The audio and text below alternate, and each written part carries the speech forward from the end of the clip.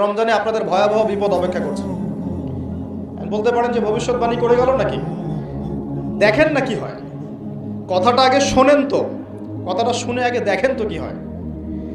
Islamic solution কি? অন্যের পাশে দাঁড়ানো। ইসলামিক সলিউশন কি? অপচয় কমানো। ইসলামিক সলিউশন কি? জাকাতগুলো দেয়া। যখন ধনীরা জাকাতগুলো দেয়া শুরু করবে তখন দরিদ্রর পেটে গিয়ে ভাত পড়বে।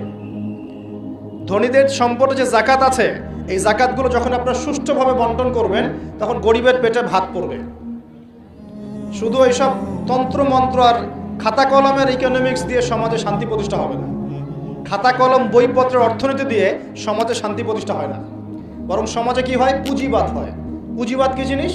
ধনী দিন দিন ধনী হতে থাকবে, এক শ্রেণীর মানুষের কাছে ধন সম্পদ কেন্দ্রীভূত হতে থাকবে, এক শ্রেণীর নির্দিষ্ট একটা শ্রেণীর কাছে ধন সম্পদ কুক্ষিগত হতে থাকবে, বাকিদের রক্ত চুষে চুষে এরা বড়লোক হবে।